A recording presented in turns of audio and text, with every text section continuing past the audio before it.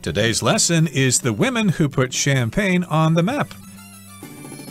Hi, everybody. I'm Roger. And I'm Helen. And today we're going to continue talking about champagne and the women who made champagne popular all over the world.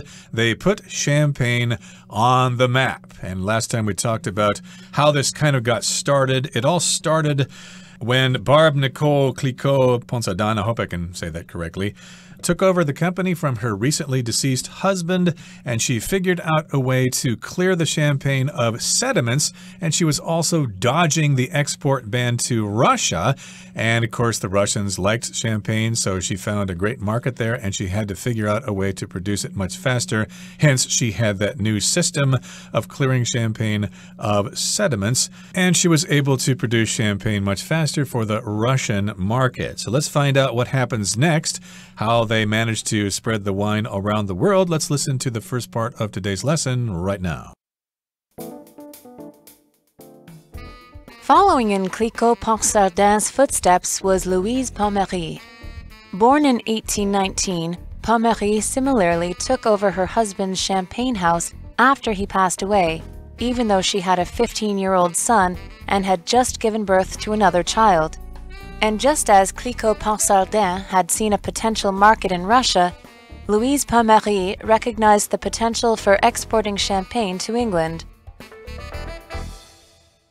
大家好，第一部分我们看到形容词 potential， 它的意思是潜在的、可能的。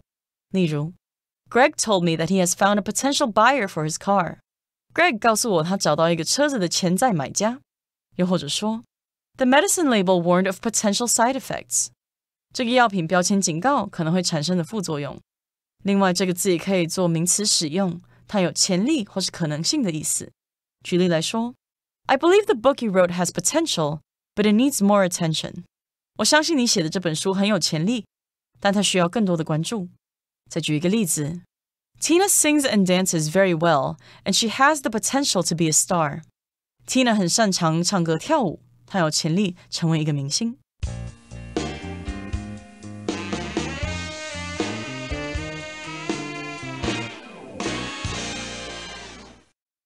So in the last lesson, we talked about Barb Nicole Clicquot Ponsardin, and today we're going to talk about another woman who did a lot for the wine industry or champagne industry, just as Barb Nicole Clicquot Ponsardin had. Now, following in Clicquot Ponsardin's footsteps was Louise Pommery. Now, we mentioned Louise Pommery as someone who had followed in Clicquot Ponsardin's footsteps.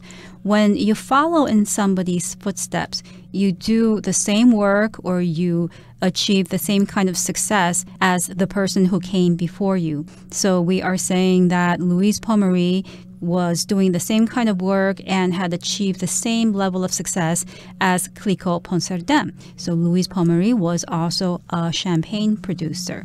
Born in 1819, Pommery similarly took over her husband's champagne house after he passed away. Right, and here we've got the term champagne house, which means the house of wine. In this particular case, it would be champagne, which again, a type of wine. And she took over her husband's business after he passed away, after he died. And even though she had a 15-year-old son, she still did this, and she had just given birth to another child.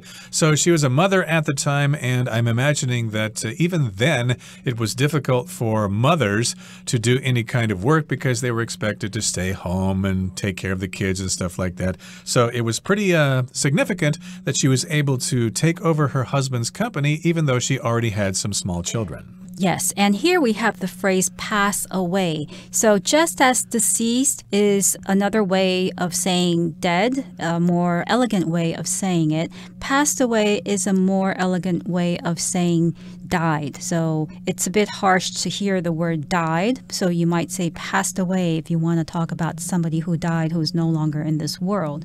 Now, just as Clicquot Ponsardin had seen a potential market in Russia, Louise Pommery recognized the potential for exporting champagne to England. So Clicquot Ponsardin had seen a potential market in Russia. Potential here means possible or likely. in the future. So, in other words, she saw that Russia could be a market. She wasn't absolutely sure, but she saw that Russia had all of the conditions and the likelihood of becoming a very big and successful market for champagne. In a similar way, Louise Pommery saw that England could be a potential market for champagne, or England might be a country to which she could export champagne. Yep, she saw this as a potential market or as a possible market. And yes, indeed, she recognized the potential for exporting champagne to England, which makes a lot of sense because England is right there next to France. All you got to do is ship it across the channel, and the people in England can enjoy French champagne. Okay, that brings us to the end of the first part of our lesson for today. Let's now listen to the second part and find out what happens next. In Pommery's time, champagne was typically very sweet, which didn't appeal to the English as they preferred less sugary alcoholic drinks. Pommery, however, knew that she could adjust the flavor to make it more agreeable to English consumers. In 1874, she released her non-sweet Brut champagne.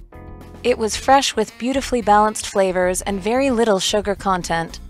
The English adored it, and even now, Brut remains one of the most popular types of champagne. 第二部分我们看到动词 appeal， 它的意思是吸引或是引起兴趣。例如 The new slogan of our product is made to appeal to young customers. 我们产品的新标语是为了吸引年轻顾客。又或者说 The animated film appeals to younger children. 那部动画片引起年纪较小孩子的兴趣。另外这个字也可以直接做名词使用。例如 I don't understand what the appeal is of that movie star. 我不了解那个电影明星有什么吸引力。或者 One of the appeals of living in the city is the convenience. 住在城市中的一个吸引力就是便利。下一个我们看到形容词 alcoholic， 意思是含酒精的。例如 Both beer and wine are alcoholic drinks. 啤酒和红酒都是含有酒精的饮品。或是 They also sell non-alcoholic drinks in that bar. 那间酒吧也有贩售不含酒精的饮料。另外这个字也可以当作名词，它指的是酗酒者或是酒精中毒者。例如 The man was an alcoholic who couldn't keep a job for very long. 这个人是酗酒者，他无法长期保住他的工作。再举一个例子 Jim used to be an alcoholic, but he quit drinking after he got married. Jim 曾经是一个酗酒者，但他结婚后就戒酒了。最后我们看到单字 agreeable， 它是形容词，指的是可以接受的、适合的、欣然同意的或是令人愉悦的。例如 Though the cake was a little too sweet, it was still agreeable for a cooking newbie like him. 虽然蛋糕有点太甜，但对于一个像他一样的料理新手来说，还是可以接受的。又或者说 The manager was agreeable to our requests for vacation since we did a great job last month. 因为我们上个月的工作表现良好，所以经理对我们请假的需求表示欣然同意。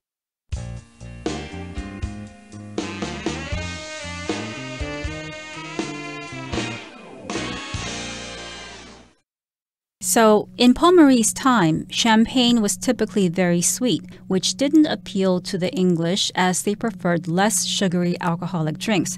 Now, in the last part, we had mentioned that Pommery was trying to export champagne to England because she saw England as a potential market for her product. However, there was a problem because, in general, the English didn't like very sweet wine. Sweet wine didn't appeal to the English. If something appeals to you, it means that you like it or you want it. So I could also say, I don't like camping because the idea of sleeping in a tent and having mosquitoes bite me all night doesn't appeal to me. It doesn't sound good to me. In this particular case, sweet wine doesn't appeal to the English. The English don't like sweet wine because they preferred less sugary alcoholic drinks. An alcoholic drink is a drink that contains alcohol. Exactly. And I'm with the English there. I don't really like sweet wine either. Sometimes wine that isn't sweet is referred to as dry wine. So I could imagine the English prefer wine that's not so sweet. They don't want to have so sugary alcoholic drinks. Alcoholic just refers to a drink that has alcohol in it, like beer, wine, whiskey, etc., etc. Now, going on here, Pommery, however, knew that she could adjust the flavor to make it more agreeable to English consumers. So yes, indeed, if you want to sell a product overseas, you need to cater to the local market, okay? I think sometimes American fast food companies do that. They try to cater to local markets. They make adjustments to the way their food tastes to appeal to local palates. So in this particular case, she thought that she could adjust the flavor. If you adjust something, you just kind of make some changes. For example, my watch is kind of fast. It gains about 20 seconds every day. So I took it into the watch shop to have it adjusted so it would not be so fast all the time. Right. So Pommery wanted to adjust the flavor of champagne to make it more agreeable to English consumers. Something that is agreeable is pleasant, it's nice, it's something that you like. I could say that the weather is agreeable, or I could say that somebody has an agreeable personality, meaning that that person is pleasant, is nice. Agreeable can also simply mean the act of agreeing with something or somebody. Exactly. So she made some changes to the champagne, and in 1874 she released her non-sweet Brut champagne. And that's new to me. I remember when I was a kid and my parents brought champagne home to celebrate the New Year or something like that, there was always this word Brut on the bottle. Mom, Dad, what does Brut mean? But they didn't really know either because this is a French term, but for all intents and purposes, this just means the champagne is not sweet. Yes, and it was fresh with beautifully balanced flavors and very little sugar content. So we're talking about Brut champagne. It has balanced flavors, but it had very little sugar content. And the English adored it. And even now, Brut remains one of the most popular types of champagne. Indeed. So she figured out the market there and she was able to sell champagne to the English, and the rest is history. And yes, indeed, I think the Americans prefer dry wine as well, although I'm sure lots of them prefer to have sweet wine or sweet champagne as well. Okay, that brings us to the end of the second part of our lesson for today. Let's move on now to the third and final part. The history of champagne would clearly not be the same without these three amazing women. With their strength, determination, and hard work, they helped build successful champagne houses that still exist today. The champagne industry certainly owes them a great deal, as do all those who love a nice glass of bubbly. So we've come to the concluding part of our lesson today, and it says here, the history of champagne would clearly not be the same without these three amazing women. So normally when we think of champagne or wine in general, a product that has a long history, we might think of this product as having been developed by men or a family, generations of men that belong to the same family. But in the case of champagne, the reality is that a lot of the popularity of champagne, or international popularity to be more precise, was due to the efforts of women. With their strength, determination, and hard work, they helped build successful champagne houses that still exist today. And here the word determination just means you have a firmness of purpose. You really want to accomplish something. You're not going to give up. For example, if you want to become rich in business, you need to have a lot of determination and not give up. And yes, indeed, we're talking about the women with their strength and their determination. They indeed wanted to do a good job and sell champagne to other people around the world. And also they worked hard. So they had strength, determination, and hard work. And with those things, they helped build successful champagne houses that still exist today. And indeed, because of their efforts, champagne is recognized all over the world as a fancy kind of wine that we drink when we try to celebrate something. Yes, so you do need determination if you want to accomplish something. Now, the adjective form of determination is determined. You need to be determined. You need to be committed to your goals if you want to achieve your goals. So you need to have determination and you need to be determined. Now, The champagne industry certainly owes these women a great deal, as do all those who love a nice glass of bubbly.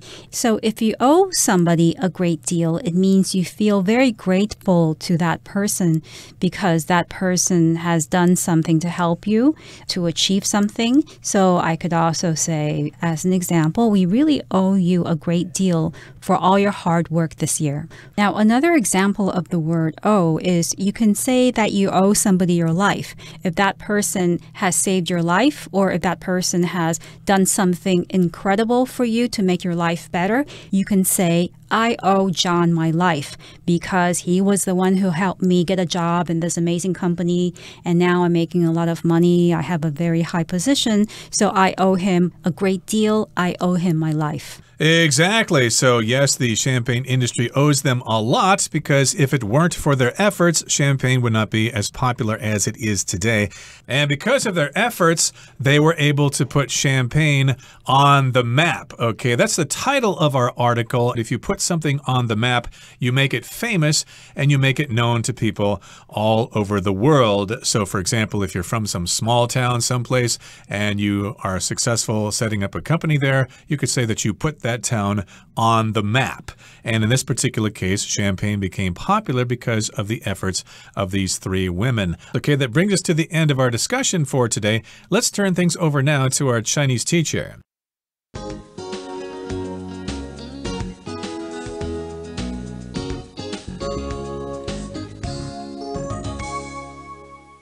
各位同学大家好，我是 Hanny。 我们来看今天的文法重点。课文第二部分写到，在波马利的时代，香槟通常非常甜，这并不吸引英国人，因为他们偏好较不甜的酒精饮品。那文中是用 They preferred less sugary alcoholic drinks 来表达他们偏好较不甜的酒精饮品。那首先我们来整理一下 prefer 的用法。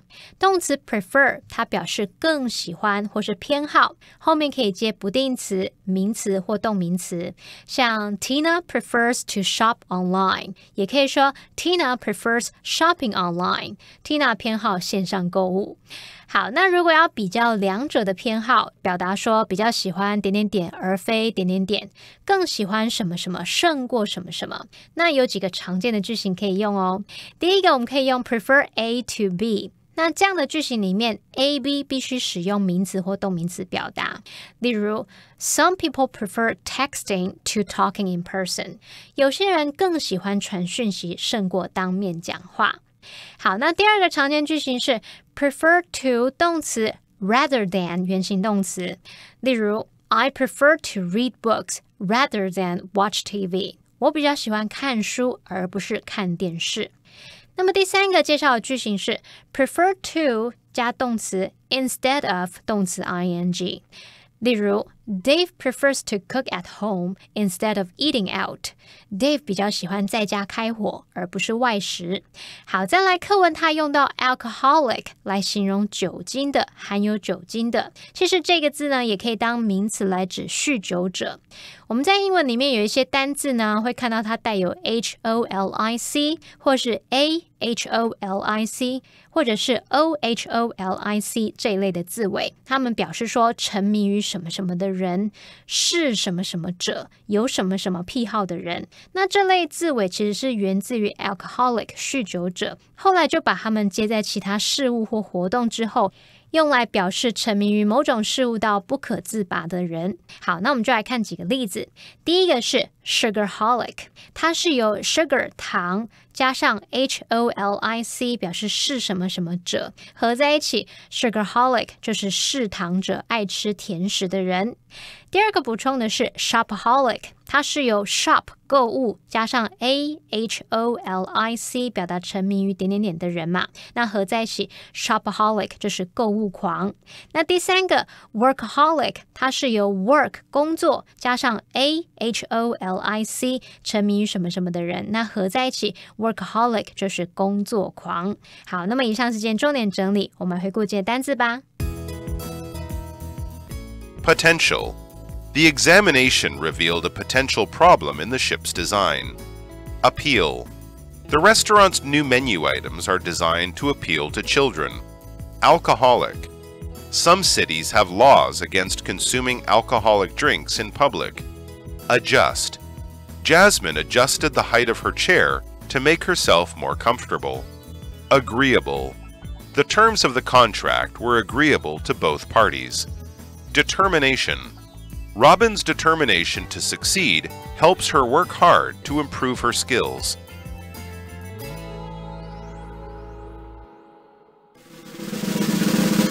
Discussion starter starts now! Here's our discussion starter for today. The question is, do you think champagne will continue to be a symbol of luxury in the future? Why or why not? Well, yes, I think champagne will remain a symbol of luxury because it's produced in France, and anything French, well, almost anything French, is considered a symbol of luxury. So French cuisine, French wine, French fashion, they're all symbols of luxury. So why not French champagne? What about you, Roger? Do you think champagne will continue to be a symbol of luxury in the future? Well, actually, no, I think champagne will eventually not be a symbol of luxury because if you look at recent statistics, you can see that young people are drinking fewer and fewer alcoholic beverages, and therefore in the future they may not see the importance of drinking champagne to celebrate things. They may choose to drink soda or tea or milk or whatever, or maybe even bubble milk tea instead of champagne. But I guess with some people it will still continue to be a status symbol. And I do want to ask this question to you, Helen. Are you a big fan of champagne? Do you enjoy it? I really love the taste of champagne, but unfortunately, I always get a headache after I drink champagne, which I don't get when I drink, let's say, beer. So there must be something in the production process of champagne that's giving me a headache every time I drink it. Maybe I'm just allergic to champagne. Possibly, or maybe it has to do with the kind of food that you eat with the champagne. And I'm also wondering if champagne is only drunk by people if they're celebrating something special. Maybe people enjoy champagne on a daily basis, like having a drink of champagne after a hard day at work.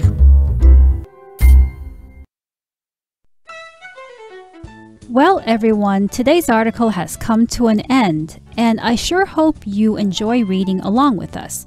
I am Helen. I am Roger. See you next time.